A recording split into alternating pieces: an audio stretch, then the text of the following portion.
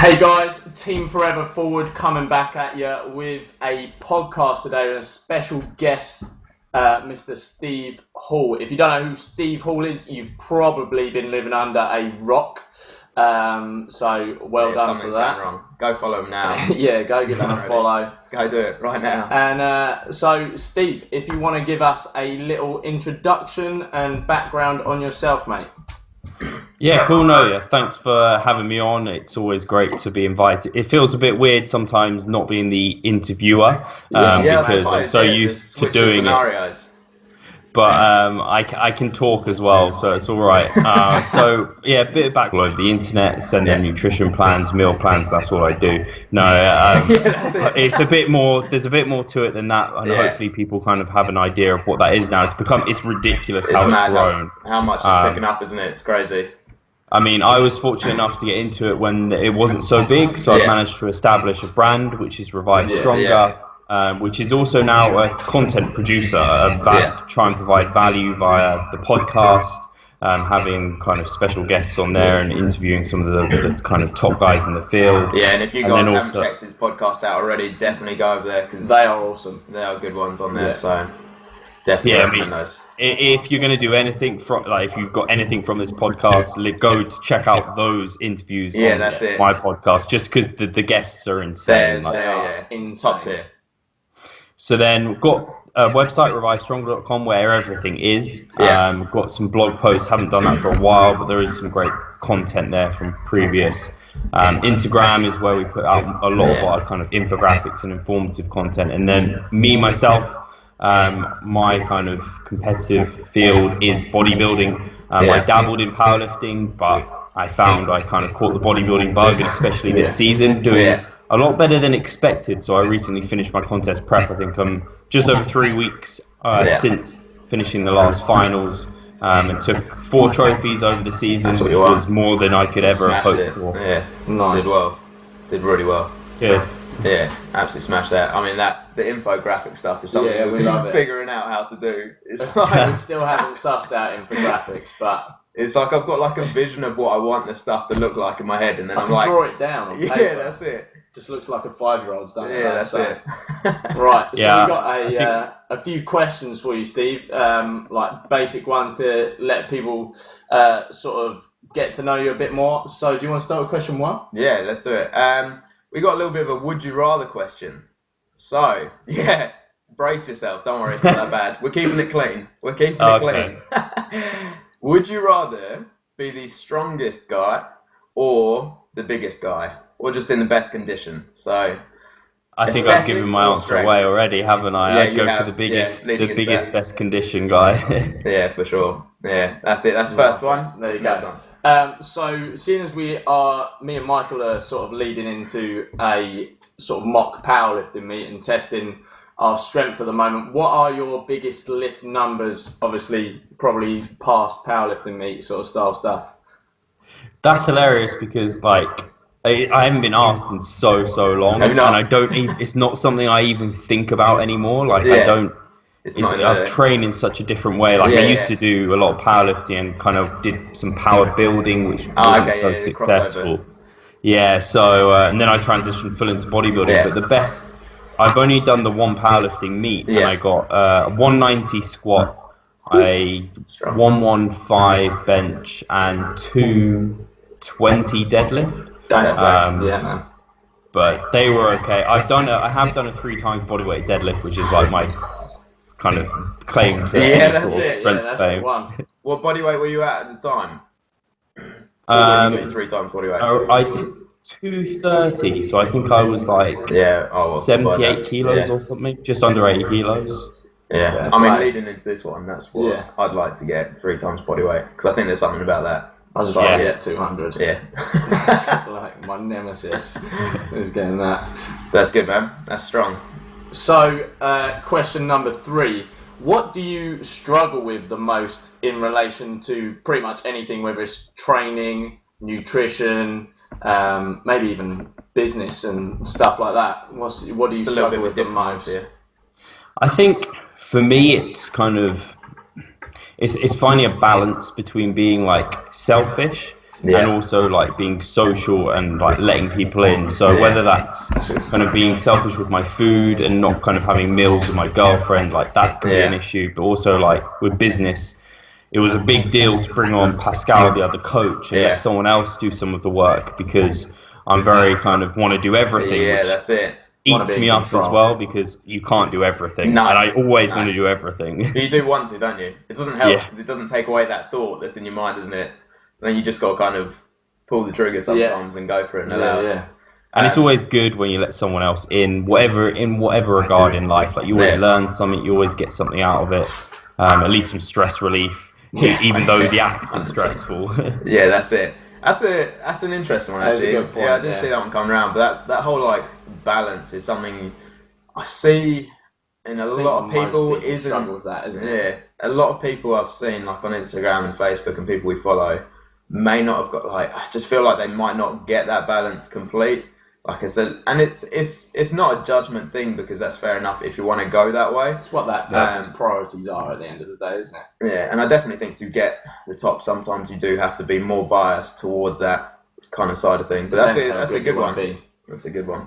So last one, you want to go for that one? Yeah, what are your goals now? So obviously you've finished up this show, and you've said like a little bit before we hit the record button about what you're doing short term, but kind of like longer term, where do you like, what are you wanting to kind of like look to go? Is it shows in the future, anything like that, or is it more leaning towards that kind of content side of things?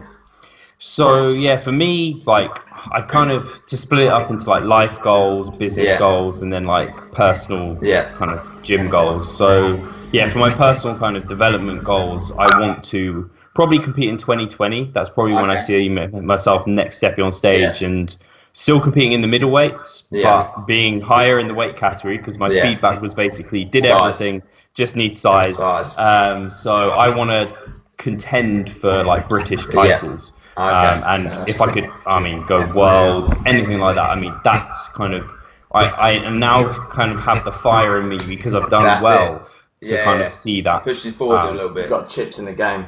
Yeah, exactly. So then in terms of like just general life, me and my girlfriend are probably going to go traveling for about 3 months early next year. Where are you off to?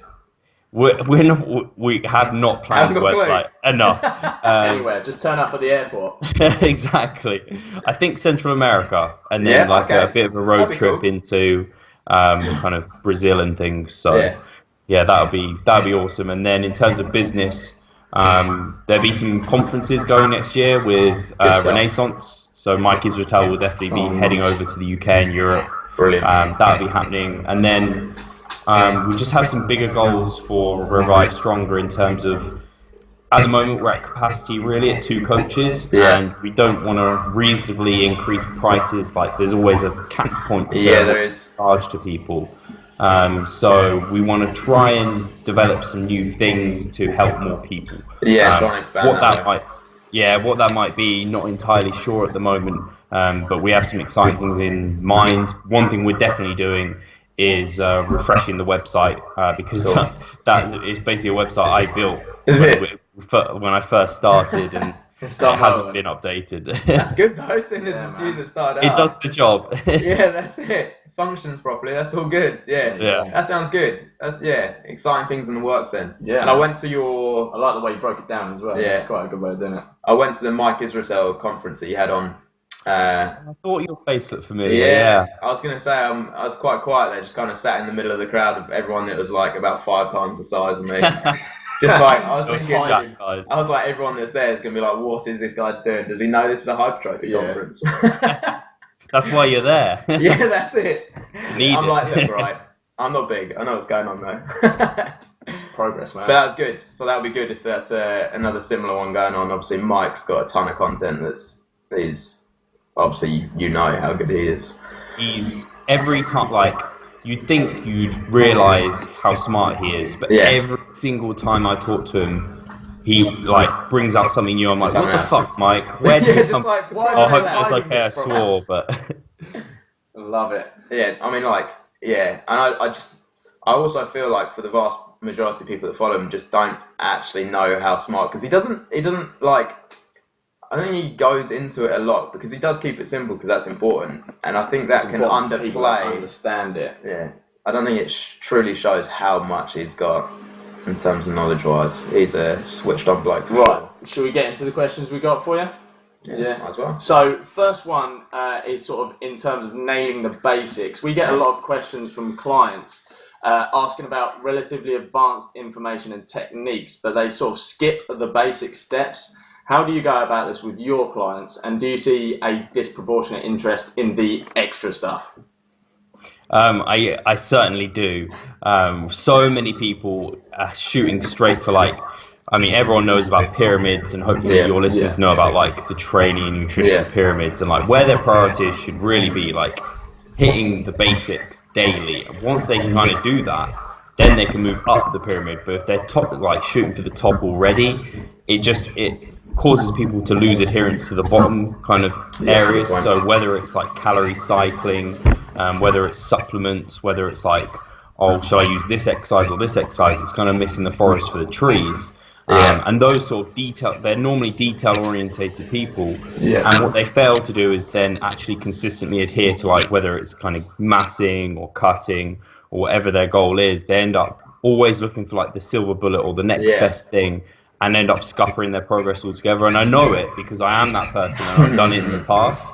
And you have to just end up embracing the process. And I always think to myself, like, ticking boxes daily, like macros, get your training in, did I progress from last time, like note down what my weight's saying, and I don't try and focus on the minutiae day to day. I just kind of do what I need to get done. That's it. Then review it, and that's what I try and get my clients to do, because every single time they bring up like a new fancy supplement or a new kind of question about have you not tried the CLX XX Pro weight loss tablet? 5,000. That's our new supplement we're bringing out. Watch out. Rapid his face. results. If you have sexy enough marketing, it will do it. That's it, literally.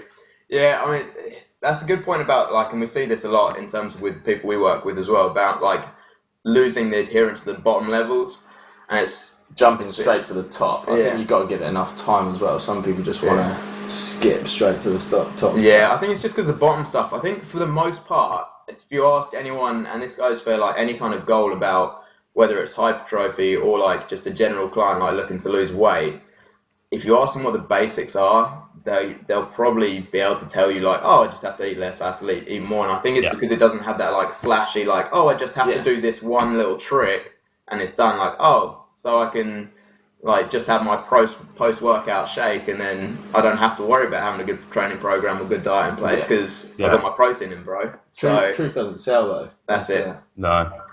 It's definitely it's something not sexy. No, it's not at all. That's it. And it's something that's definitely tricky to like get nailed for sure. And on that topic, like, how would you, if you had someone that's coming into you and like kind of this hyper focus about all these like extra bits, in terms of like dealing with that client's expectations and where their thought process is at, how would you go about like just bringing that back down to get them more focused and worrying about that basic stuff? Is it like a sit down process? You do it gradually? Like, how do you work it in with your clients? I think it has to be a case of like realizing, well, I think first of all, you have to be like, why have you come to me? Hopefully they've come to you because they trust you. They kind of have seen the results you've got for other people, and they're probably, when you ask them, so why have you come for coaching? It's because whatever they've been doing hasn't been working. So they don't know what they need to do, or they haven't been consistently sticking to what they know they need to do. What they've been doing is fishing around for something kind of secret. And what you have to do is then, well, what I tend to do is then just be like, you have to kind of draw things back. Do the things you haven't been doing, do the boring basic stuff before we can move forward towards that. And hopefully at that point, like if you have to sell them on you, then I think you're fighting a losing battle. And if I ever have to find myself kind of battling with people to understand those basics and like trust what I'm trying to tell them, I kind of ask them to kind of either try it and see what happens, because people don't like doing that because it takes time, or they need to go find someone else, because I wouldn't be willing to do the fancy stuff. But sometimes you can get them doing the boring basic stuff. It's kind of like a workout program. Get them to focus on those compound basics, and by the end you can be like, right, we can chuck in some fancy bicep curl. That's it. Like something that gets them going. So you might be able to put in like, say, oh yeah, you can take this fancy supplement on the side, knowing that it's not going to do anything, but you're getting them doing the boring stuff. You're joking, stuff. Right? That's the reason they're making the whole process. program, right? Yeah, it's not you. It's that supplement they're taking on the side. Do you not realise that? It depends what the supplement is, I guess. Yeah, that's a good point. Yeah, if it's R1, it works. Right? Yeah, that's it.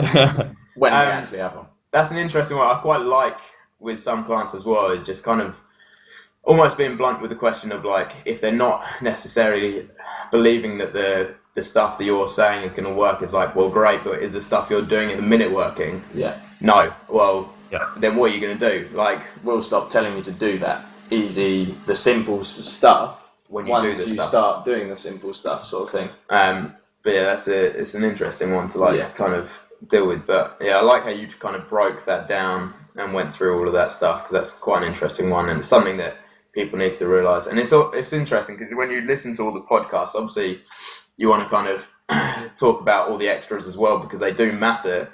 But all the questions you kind of get in, it's nothing really about like how to do the basics. Like, yes, understanding how it works, but like how to actually practically implement those basics in. There's no like real questions about that, because people just want to know like, oh yeah, but what time should I have it? Like, should I have my my carbs at 6:15 on the Tuesday, or should I like do it at 7? Cardio can only be done at 4 o'clock. That's it.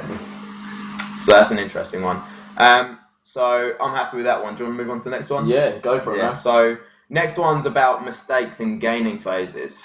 So in terms of like leading in, so if someone is, let's start off, because it'd be interesting to do this in kind of for two different individuals. The first one, let's say, the biggest mistakes you see with beginners who are just starting to want to put on some size. If you were to give like maybe 3 or 4 reasons, or maybe like just the top 5 reasons you see in beginners firstly, because I do think there's a difference.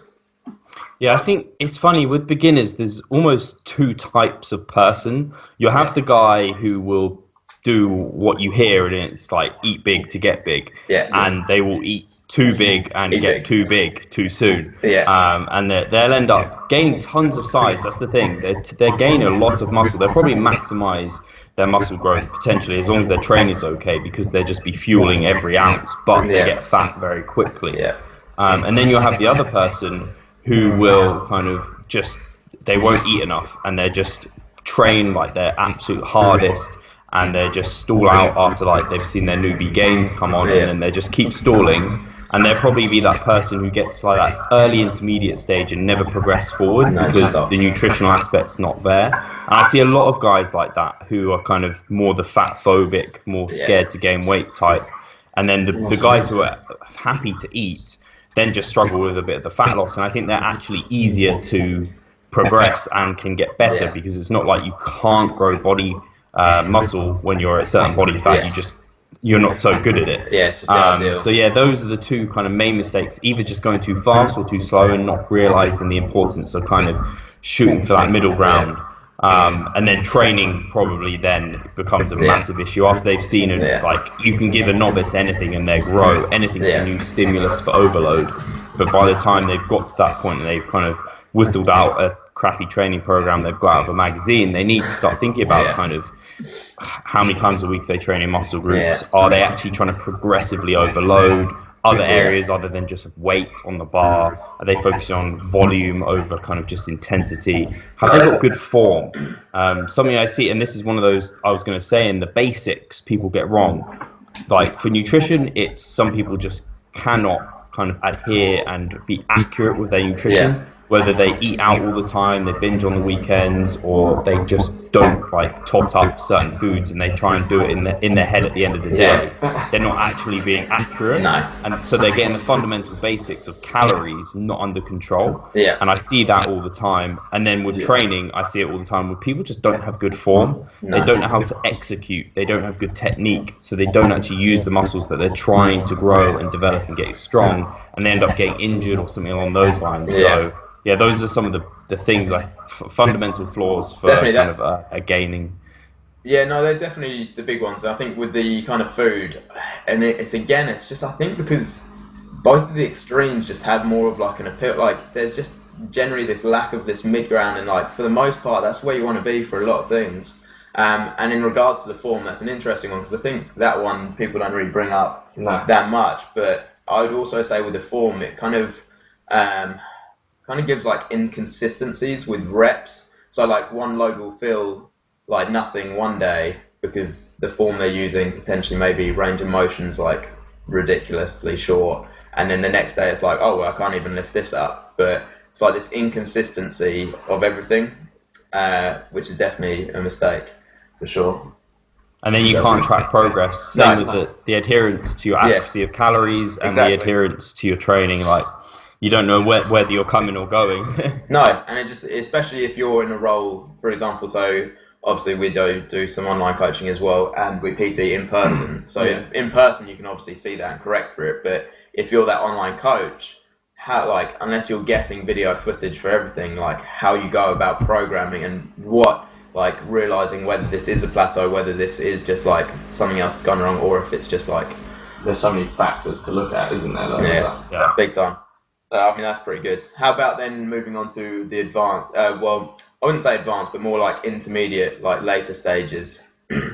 I think for most people, and even the advanced trainee, I think it's the fact that it happens so slow that they get either complacent because they're like, oh, like I can hardly gain any muscle at all anyway, so I'll just look to gain really slowly. And I think the studies and the ideas of the fact that you don't have to be in a calorie surplus doesn't help.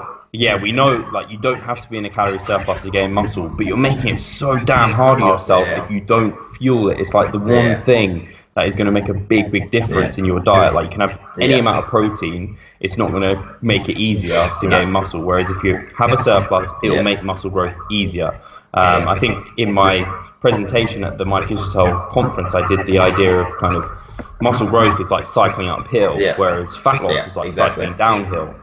Make the process that's harder easier by eating in a surplus and fueling it. So I think that's one thing. They just don't eat enough to fuel it and they get complacent. And it's something I'm passionate about because I've done it myself for like, I don't know how many years I ended up doing it, and it kills me to know it, because when you're younger, especially, you're in your prime years to actually grow, because you're still kind of, you know, it's just inherent with age and like training age as well. So that's one problem I see. And then probably with training, it's the same, like, or more so, I think training, most people get it like by that stage. They know they need to progress. They know they need to do a bit more. I think still a lot of people don't deload. They don't take periodization into consideration at all. They just think push harder, and then they either get injured and something happens along those lines that causes the stop, and that ends up happening, or they don't use any variation ever in their kind of sets and reps or even exercise selection. They just continually do like 5-3-1 or something along those lines, which just isn't going to be enough volume in itself anyway. No. So there's those sort of factors. And then the other one I was just going to bring in, what was I going to say? Completely lost my train of thought. It literally there was one more. Time. I'm like, I've got a good point. I swear it was a good point. Like, it was there. I've lost it now. But I think I got some good points out anyway. So those are some big if it comes back to you, just interrupt us. Interrupt us and get it back in there. I just want to go back to when you mentioned for beginners, the fat phobic comment. How do you deal with that when you've got a client and say they're struggling, but they are that fat phobic person? That's an interesting term. I haven't heard that before. Yeah, so actually that was the point I was going to bring up with it advanced as well. So it happens for I think there are just that type of person. You get that person who just doesn't care about kind of gaining fluff, as we call it, and putting on that extra weight, whereas you get people who they're just used to being lean and they like seeing their abs, they like the definition. And so because we know fat gain, it has to come when we are in a surplus. You can't just gain muscle. People are like, I want to be in the smallest surplus possible. I want to maintain and not 5-calorie surplus. Yeah, exactly. And it just becomes really kind of against what their goal is. And that's a quote you can take actually from Dan John, is keep the goal the goal. So you have to ask them, like, what is your overall goal? Is it to become more muscular? Then you need to go through this. And it's kind of, I call it like a cost of doing business. Building muscle, there is always going to be a cost, and that is fat. Yeah. And when you're trying to lose fat, there's a cost of potentially losing muscle, potentially losing performance. There's never just benefits. You can't just have it all the time. One way. So it is a really hard thing that I go through, and I've gone for myself.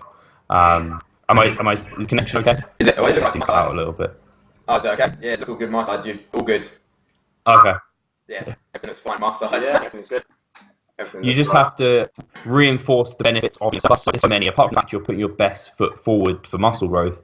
You've got better performance. You start filling up t-shirts. You're energetic. You can go and socialize and have like even beers in your macros can be included. You kind of stuff yourself with loads of veggies and stuff like that. So there's multiple benefits to it, and you just have to trust that process and go through it. And it is sometimes you have to handhold them and just take them through it and remind them of these continually, because I have to do it for myself as well. Yeah. I think that's a big thing, is just being patient enough and trusting the process and letting it happen. Yeah, I mean, our ones that we had down was, the first one is just like realising it's a longer process, especially for the later in the line, and just being patient with it and not like expecting everything to happen like it was at the newbie stage. And then also I think the big one that I actually see a lot as well, and it kind of relates to the variation that you're saying, and that is just like not tracking or not having a plan. Because I see so many people that are just kind of naturally gifted, and they've reached like a really good level just through like just the fact that they're there. But then it's like next step, and it's like I teach the PT course, and like there's so many people that just like, they're like in amazing shape, but they just don't have a plan or anything. And it's like, what could be unlocked if you actually just tracked your progress, had that stuff? And I think that's a big thing, that the guys that are in really good shape but don't necessarily have the knowledge behind it, like missing out, is just not tracking or not having just a rough plan, like just something there that you're going to roughly like follow along for. And then we also just had the same thing about not eating enough and then eating too much as well, which I think are the kind of common ones that you'll see. But for sure, that's some good stuff there. I think.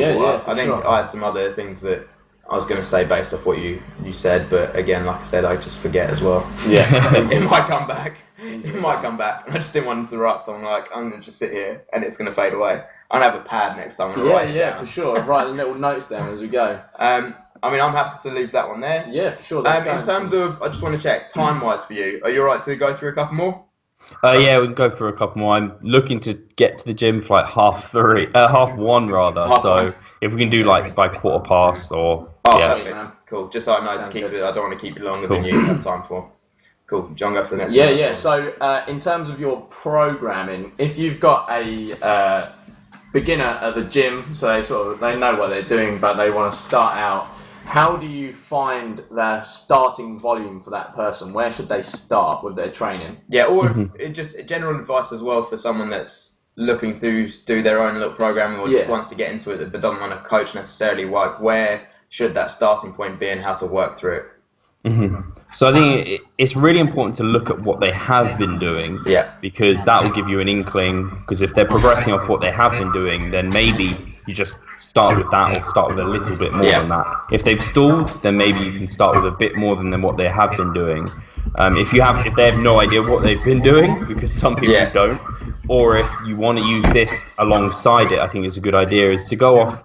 Brad Schoenfeld did a good review of kind of sets required for growth, and he came to the idea that 10 sets per muscle group per week was like a good minimal amount to start with. So you can use that as kind of like a baseline. I quite often start with 10 sets because I think it's good to undershoot rather than overshoot. And you can use that in combination with a lot of Mike Israel's work, and they recently released the Volume Landmarks book, all to do with kind of the volume landmarks, so minimum effective dose, maximal adaptive volume, and then your maximal recoverable volume. And I think aiming to start at the minimum you need to grow is a great place to start, and then you just track from there, track their progress. So if you start off with the 10 sets split between 2 sessions, like 5 sets, and then go from there and see how they're doing. And you could even keep those sets level throughout the first mesocycle, just see how they're progressing, and then be like, okay, if they progressed on that, then that's great. See what a little bit more does. If they didn't progress, add a decent hit more. And then it's like you said, like it's just getting that element of tracking, knowing what you are doing down. Because the number of newbies you'd get coming to you, and you'd be like, so what have you been doing? And they just throw out some it's like, how long have you been doing that? A week. I was doing this other program the week before that. So yeah, that's it. Yeah, you're like, okay. Hopping is like we've done that in the past, haven't we? Yeah. Like hopped around on programs and stuff. I think everyone's victims of it. Yeah, I think that's an interesting thing about all that. And I think the biggest thing as well for all of that as well is like, I asked the question because I definitely feel like you gave like good information about where to go, and the biggest thing is like almost just doing something. Like people always are looking for this magic, like tracking or haven't even been doing something like to actually go for it. So like always just like do something regularly and then see where it goes, or just see where it goes from that. Yeah. And I definitely like the idea of shooting lower than over, because obviously if you go that, then you've got some big, like, in terms of, I always see things as risk to reward kind of ratio. Yeah. And that you just got such a higher kind of bias towards the risk than you have what you'll actually get out of it, especially the big phase. And also like the idea of going lower for the fact that it gives them progress as well. Yeah, you have more chance to. If you're starting off lower, then you can always just build in and give them, okay, cool. Especially if there's just like a confidence thing, and adherence like gets them into the program a lot more than if you start harder and you don't go anywhere for the first like mesocycle that you do. Yeah. So that's cool. It's just like a diet. Like you don't want to start off with your biggest calorie deficit, all your cardio. Like layer things on as you progress is completely that way. Oh, really? I just started a client on 7 days of HIIT with 800 calories a day. Just eat an apple, right? That's what I thought. They lose a shitload of weight, so you're doing the right thing. Yeah, that's it. That's it. I don't care. I just got to get them results in like 3 weeks, and then they can go away. I just need like a slight before and after picture. Don't forget that. That's it. Rapid results times 1000 2.0. Yeah, that's it. All our weight loss programs. Do you know what? The funny thing is, like, we joke about it, but there's so many people that do this stuff, and that's what's scary almost. It's like, we can joke all, like, about this stuff, but people do it, and it just baffles me sometimes as well, how mad it is. Sweet, do you want to move on to the next one? Yeah, go for it, man. Okay, so on the same lines of volume, the post you did about your back training I thought was quite cool, and something I wanted to kind of ask about in terms of how you did your, like, heavy horizontal and light horizontal and mixed all that, is how, like, just along the lines of like structuring volume intelligently, and what are the kind of little tricks you've done in the past, or some of the ways you've like worked away problems to get like extra volume for here without it affecting the program. Do you have any like guidance on that? I know it's kind of a vague question, but no, it's really interesting, and I don't know if I'll give you the answer you're looking for, or I might not. I'll talk about it in general anyway, because it interests me and is part of programming that is art, which sounds a bit funny and a bit kind of wishy-washy, but it's not all about just upper, lower, and squat, bench, deadlift. Like there's so many different things you can do and play with, and this is daily undulating periodization, or programming really, in that you're changing things, and that can allow you to use kind of different areas of your muscles. Like use different muscle fibers. If you're using a different rep range, you use different muscle fibers. You hit different areas. Kind of if you are in the vertical plane versus the horizontal plane. But something key to remember, well, two things that I think are really key to remember is the stress response adaptation curve of the given muscle, or even the exercise. So something like a deadlift, if you go max out on a deadlift, like it might not be till next week that you're fully recovered to that. Whereas like my chest, I know it's sore for like 2 or 3 days, and then I can hit it pretty hard again. Biceps, they can pretty much be hit almost daily. But the problem is when you have things like delts, biceps, abs, calves, is they can be hit so frequently because their kind of response curves, they adapt and recover so fast that everything has a cost. So the fact that you're doing loads of bicep work, sure, that's great, but have you thought about what that's taking away from potentially?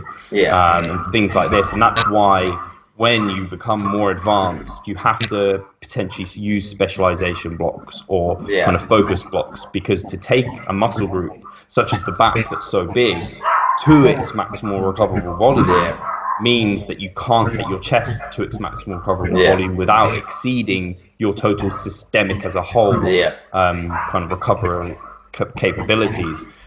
So there's so many factors to take into consideration, but the thing I think is really worthwhile trying is trying it and playing with it yourself and seeing what works for you. Because someone like Menna Henselman has had great success, high frequency, And he uses a very similar approach, like here, like my back training here, hit like horizontal movements, vertical movements, different rep ranges, different kind of overloading and underloading kind of movements. So like a bent over row is very overloading versus like a cable row. You could almost do infinite sets of that.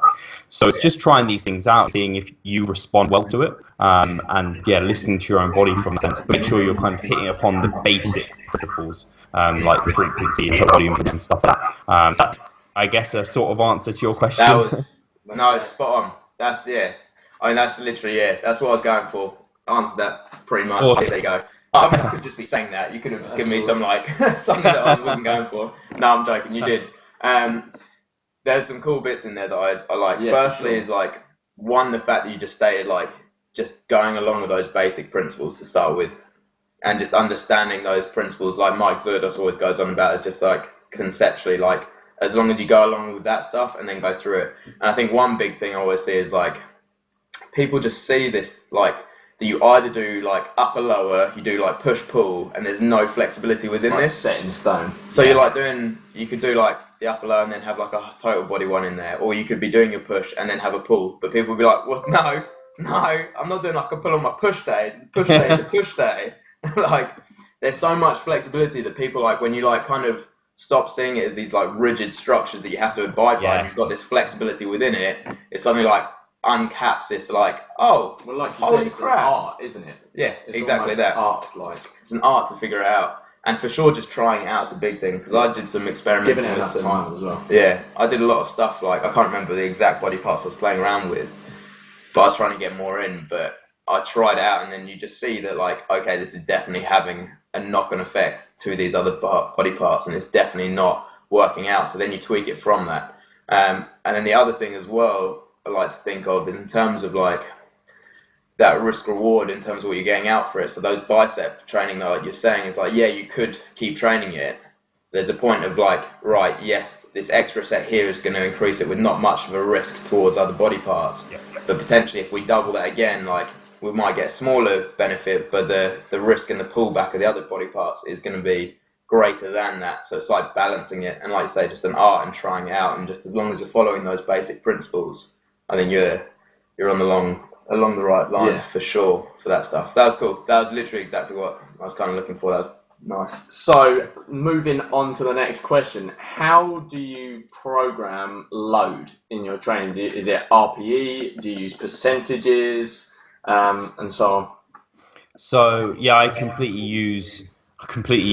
Actually, I think virtually every single one of my clients is using a reps in reserve system, so same as RPE, along with a set number and then a rep range. So it might be 3 sets, 8 to 10 with 3 reps in reserve. And I just think it just works for so many people, and it causes such good training because you can't almost have a bad session because you haven't got a programmed load you have to use. Otherwise, like that is where people screw up their form. They don't have good technique. And when we are talking hypertrophy, which is a lot of what my clients are going for, it's not necessarily the intensity that matters, it's that volume. And the volume virtually always, there's something I've done to make the program week on week be higher in volume, even if the intensity somewhat comes down. So if it's like a 8 to 10, they've got 3 reps in reserve, I say like, all right, look for maybe a 12 rep max that you know you've done for this movement before, and then you know you should be able to land within this rep range. But that's where I tend to program for the most part. If I have powerlifters, maybe I use a percentage-based system, but a lot of the time for them, again, this sort of the rep range with the reps in reserve works wonders. You know, I never that's interesting because I don't think of anything I've listened to or like read about is. Maybe I've just missed the one bit where someone says it, but I love the fact that you said about like in terms of that good session, like you just, because it's based on that day, and obviously that's why it's so good, is just that auto-regulation of how you're doing on that one given day. But just a knock-on effect in terms of adherence and motivation, that's a cool little like idea to bear in mind with it, because for sure, like you say, if we're saying that one of the fundamental issues is form, and you're giving a load that's pushing that form away, then we're essentially taking away one of those, like creating a big mistake. So that's a cool little thing. That's interesting. I like that. I mean, like obviously hypertrophy, like I say, intensity is going to be kind of like set, like not irrelevant, but definitely the volume's the main thing you're going for. Whereas if you've got that powerlifting and strength athlete, you're wanting that. That's the main focus.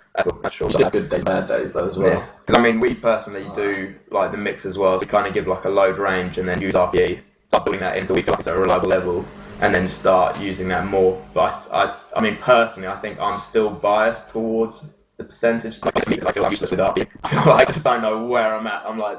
It's feel like a grinder, like, oh no, I had probably half a rep left there, but could have. That was a 10.5. Yeah, that's it. Doesn't even exist. Yeah, so I mean, that's an interesting one. That's cool. Yeah. Right, we've got one more question then. On the subject of bodybuilding and powerlifting, how much, like, do you see a big crossover between the two? Because we're discussing, and we've talked about the fact that we see just like a big divide, like this random big split between the two. I don't know if that's something you've seen. And potentially some of the crossovers that you think are more like relatable to each other and not so different, and actually there shouldn't be such a split. So just your thoughts on where there could be a crossover between bodybuilding and powerlifting. Yeah, I think both can really complement each other, and it's funny you think maybe the split's coming more present now, because I think there was a big run of like power building, which is what I was completely into, where a lot of bodybuilders would like compete and then they'd get into powerlifting but with their bodybuilding goals on the side. But when I did that, I found I was kind of hitting my head against a brick wall, in that I was trying to get strong but trying to get big, and I couldn't really do either. So my strength ended up stalling or going down, and then I was just kind of getting fatter. So that really sucked. Just going lower and get fatter, that's what you want, right? Exactly. I do think there needs to be some sort of division between goals once someone's a bit more advanced, in that you kind of bodybuilding is building up bigger muscles. That's what the number one goal is for overall bigger muscles, whole physique. Whereas powerlifting, for the most part, is getting stronger and in the big three. So you don't necessarily need calves, delts, biceps. Like, they're not necessarily going to really big up your big three. But both can play into one another, like lower volume phases for a bodybuilder to get some strength and kind of allow some of the kind of adaptions to hypertrophy to dissipate, so they can come and appreciate that volume again in future and grow from it, is brilliant. And likewise for a powerlifter, I mean, it's no mistake that the biggest, strongest are the same. Like, the biggest guys in the gym are generally the strongest, not always, but there's an element of muscular size to strength, even though some people try and argue against it. It's just kind of, I don't think you have to be a rocket scientist to know that that's something that's true. So there's elements there, and then for the powerlifters, I think they can really take away from bodybuilders in terms of kind of the nutritional aspect is huge. I think a lot of powerlifters end up eating too much during their kind of, even like peaking. Like, if you're in a surplus, you're peaking, you're going to put on lots of fat, and that might help your totals, but it might put you in a weight category you shouldn't be in. So for them, they can definitely take some of the nutritional aspects into account and some of the hypertrophy. So maybe they allow some of like their squatting to take a back seat, so they can focus more on maybe a leg press when they haven't got like competition coming for ages. Maybe they do some dumbbell pressing to get some extra volume alongside their barbell pressing, and allow kind of maybe some injuries, some niggles to dissipate, because they build up and they're real. But likewise for the bodybuilder, it's not all about just ham volume all the time. There does need to be kind of a systematic, periodized training approach. So I definitely think the bodybuilder can take away from the powerlifter as well. I think combining the two is fine, you can do it. I don't think you're going to be the best at either that you could be. And that's why I like to see people kind of focus on one or the other for like months at a time, rather than kind of trying to do both at once. Yeah, no, that's cool. That's a great answer for that. That's interesting. I like all those bits that you said throughout all of that, actually. I mean, definitely, like, the bit about the whole, like, hitting your head against a brick wall is a big thing. It's kind of like sitting down, like, juggling too many balls at one time. Yeah, exactly. I think I got asked a question from a student once about, like, cardio and, like, muscle size, in terms of I can't remember exactly what it was, but they had, like, some endurance competition coming up or something like that. And it's the question of how good you want to be at these things. And if you want to be good at things, then that's what you've got to sit down and realise and go through. I definitely agree with that. That kind of mid zone is hard, but that point about the concept, I think for me it's just the concepts that you can put over. And I think for sure about the nutrition is the biggest thing that we've we've said about before. It's like in the powerlifting community, you just find it's just like eat more. Yeah. Just eat more. There's like, and then you go to bodybuilding, they've got like this, like so much information about how to do it properly. But these guys are just like, no, just eat. You just eat. Ignore all that information. Yeah, especially like when you're in those like low volume phases, peaking for a competition. It's just you don't have that volume that you need all this calories for. It's like, I'm a huge believer about you need to fuel that training session, because that's like why you're in the gym. That's why you're putting so much time into training. But at the end of the day, if you don't need to feel like you don't need to have that much spare fuel, like there's definitely like too much for those guys. Like you said, you might be a weight category above what you need to be. Yeah, exactly. And where like realistically, that's cool. I mean, they're the main ones I had. I don't want to keep you too much longer for all of those. Thanks for that. That's awesome. We've taken. I've taken a lot from that. Yeah, that's some interesting stuff. I'm gonna watch this one back a fair bit. It's so surreal. Like after listening to so many of your podcasts, to actually have you like on my laptop, I'm like, what's going on? I was so worried that I was gonna hit fangirl mode so bad. Like, oh my god, it's Steve Hall. He's on my computer. But honestly, so grateful for this. So thank you so much, and like, thanks, man. Hopefully we'll chat again soon. Yeah. No, definitely. Thanks. Good questions. I mean, if we could in the future, if it's something you're interested in, having more of like a specific topic to discuss would be something cool to get you back on for, because something for sure. Like I don't care about our listeners. I just care about me. I mean, if it's going to provide value, I'm more than happy to do it. Like, if I can get the time, it's definitely something I'd be interested in. Good questions and it's good discussion. It's nice. It's fun for me as well. So if it helps one person for them to listen to it, it's worth it, isn't it? So it's actually quite a funny thing because like all the students I have as well, I'm like, literally send me all your questions, because I enjoy like answering them as well. It's like I'm like, don't worry, you're not bugging me. It's just like I kind of like. It's kind of sad in a way that I just kind of enjoy having all the questions come through to answer. This makes you realise you know something. Literally, just a little bit. Just in this one bubble, the fitness industry. Anything else? Outside of that, don't ask me any questions, because I will seem like I haven't even got past school yet. Have you changed a light bulb? Yeah, that's it. The basic stuff. What we'll do then is we'll quickly hit stop on the record, and then if I just say just see you later past that. So hopefully you guys have taken a fair bit from that. Let us know if you've got any questions that you want us to cover for the next one, if we are able to get them on at some point in the future. But if you want another one, just let us know. And we'll try and figure this out. So again, cheers for that, Steve, and then we're going to hit the stop on the record. Over and out.